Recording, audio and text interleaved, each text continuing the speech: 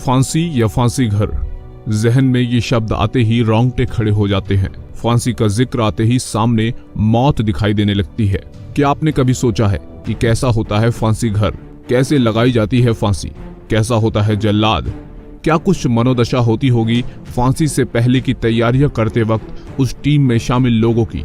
फांसी लगने वाले के जहन में मची उथल पुथल का क्या आलम होता होगा? आपके जहन में ये सवाल भी आते होंगे कि आखिर जल्लाद क्यों बांधता है आरोपी के पांव, दोषी का मुंह काले कपड़े से क्यों ढका जाता है, और फांसी घर के पहरेदार ऐसा क्यों मानते हैं कि उन्हें रात में फांसी पर लटकाए गए शख्स का भूत थप्पड़ मारता है?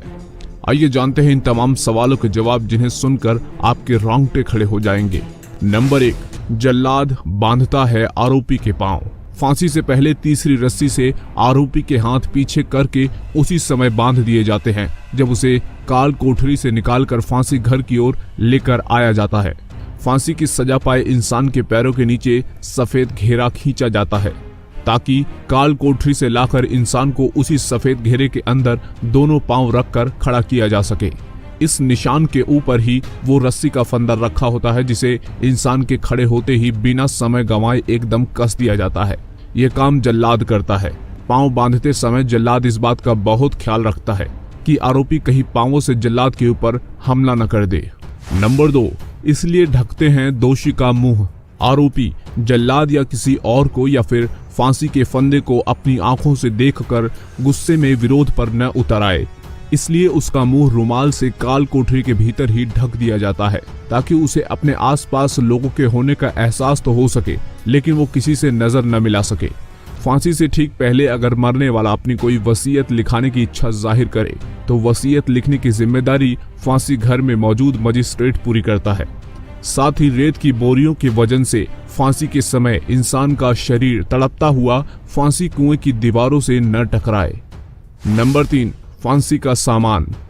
खटका, रुमाल, रस्सी, सफेद घेरा और रेत बोरी का फांसी के वक्त सबसे अहम रोल होता है। जल्लाद अपनी भाषा में लीवर को खटका कहता है। जल्लाद के लीवर खींचते ही सजाए मौत पाए इंसान के पांवों के नीचे मौजूद तख्ता 2 हिस्सों में खुलकर कुएं के अंदर जाकर खुल जाता है और इसी के साथ एक मामूली सी चीख या आवाज के साथ इंसान का शरीर कुएं के अंदर गर्दन में मौजूद फांसी फंदे के सहारे झूलने लगता है। फांसी के वक्त 2 रुमाल इस्तेमाल होते हैं। इनका रंग काला, लाल या फिर सफेद हो सकता है। एक रुमाल फांसी सजा पाए इंसान के चेहरे को ढकने में इस्तेमाल होता है। दूसरा रुमाल जेलर जल्लाद को लीवर खींचने के लिए इशारे के रूप में करता है। फांसी घर में रस्सियों की संख्या भी 3 होती है। 2 रस्सियों से एक ही तख्त पर 2 अलग अलग फांसी के फंदे बनाए जाते हैं ताकि एक रस्से के काम न करने पर दूसरा रस्सा इस्तेमाल हो सके। नंबर 4, मौत की सजा पाया शख्स नहीं देख पाता जल्लाद को। जल्लाद के बारे में जो भी धारणाएं हो, मगर वो हमारी आपकी तरह आम इंसान है। न वो भीमकाय है और न ही काला भुजंग या फिर शक्ल से डरावना। नंबर 5, फांसी तख्ते की लकड़ी की मिलती है मुंह मांगी कीमत। फांसी तख्ते की लकड़ी की कीमत जेल के बाहर मुंह मांगी मिलती है। ये बात धीरे धीरे जब तिहाड़ के आला अफसरों के कानों तक पहुंची तो उन्हें काठ मार गया। उनके जहन में शंका उत्पन्न हुई कि कहीं चंद रुपयों के लालच में जेल कर्मी फांसी तख्ते की लकड़ी की खरीद फरोख्त में ना पड़ जाएं। इससे बदनामी होगी सो अलग, जेल और फांसी घर के सुरक्षा इंतजामों पर सवालिया निशान भी लग जाएगा। लिहाजा इस समस्या से निपटने का बेजोड़ और स्थायी समाधान खोज लिया गया। जेल प्रशासन ने रातों रात लकड़ी के तख्तों को हटवाकर लोहे के भारी भरकम फट्टे लगवा दिए। यह काम लोक निर्माण विभाग ने इसलिए किया क्योंकि फांसी घर के रख रखाव की जिम्मेदारी दिल्ली सरकार की है। नंबर 6, रात में कौन फांसी घर के पहरेदारों को मारता है थप्पड़।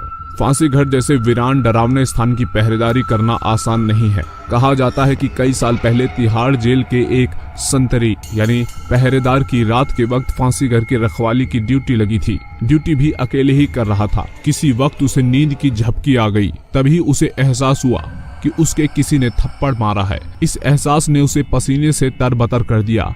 ऐसा वाकया और भी कई बार हुआ। ड्यूटी स्टाफ ने बाकी स्टाफ को बताया तो उन्होंने इसे ड्यूटी न करने का बहाना बताकर हंसी में टाल दिया। हालांकि इन बातों पर जेल अधिकारी विश्वास करने को राजी नहीं होते और इसे अंधविश्वास करार देते हैं। नंबर 7, कुआं जिसमें लटकती है लाश। फांसी घर किसी भी सेंट्रल जेल के अंदर एक अलग कोने में ही बनाया जाता है ताकि वो रोजमर्रा की जिंदगी से आम कैदियों की नजरों में न आए। फांसी घर की जानकारी इस हद तक गुप्त रखी जाती है कि तमाम कैदी अपनी सजा काटकर जेल से बाहर चले जाते हैं, मगर उन्हें इसका भान तक नहीं हो पाता कि वे फांसी घर के बराबर वाली कोठरी में ही कैद रहकर आए हैं। जेल की ऊंची 4 दीवारी के बराबर ही उसके भीतर मौजूद दूसरी 4 दीवारी में फांसी घर स्थित होता है। फांसी घर में एक सीमेंटेड कुआं होता है। कुएं में उतरने के लिए 3 से 4 सीढ़ियां होती हैं। गोलाई में बने कुएं के अंदर बमुश्किल 1 से 1.5 मीटर की ही जगह होती है। कुएं के अंदर 2 से 3 आदमी ही एक साथ खड़े हो सकते हैं। कुएं के ऊपर गोलाकार रूप में काठ यानी लकड़ी का तख्ता ढका होता है। तख्ता बीच से 2 हिस्सों में दिखाई देता है, लेकिन तख्ते को इस तरीके से डिजाइन किया जाता है कि वो देखने में गोलाकार लगता है। फांसी देते वक्त जब जल्लाद लीवर खींचता है तो वही गोलाकार तख्ता कुएं के नीचे की तरफ 2 हिस्सों में जाकर खुल जाता है और कुछ सेकंड पहले तक तख्ते के ऊपर मौजूद इंसान तख्ते के दोनों फट्टों के बीच कुएं में रस्सी के सहारे झूल जाता है।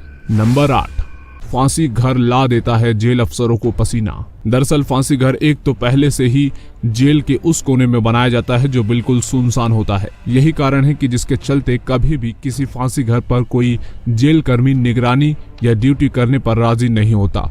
जेल की नौकरी में फांसी घर की पहरा ड्यूटी सबसे खौफनाक मानी जाती है, इसलिए अमूमन किसी भी फांसी घर की रखवाली या पहरेदारी में एक समय में कम से कम 2 कर्मचारियों को ड्यूटी पर लगाया जाता है। तो मेरे प्यारे दोस्तों, आपको ये जानकारी कैसी लगी? अगर ये जानकारी अच्छी लगी तो वीडियो को लाइक और शेयर जरूर कीजिए। साथ ही साथ इसी तरह की दिलचस्प वीडियोस को देखने के लिए चैनल को सब्सक्राइब जरूर कीजिए।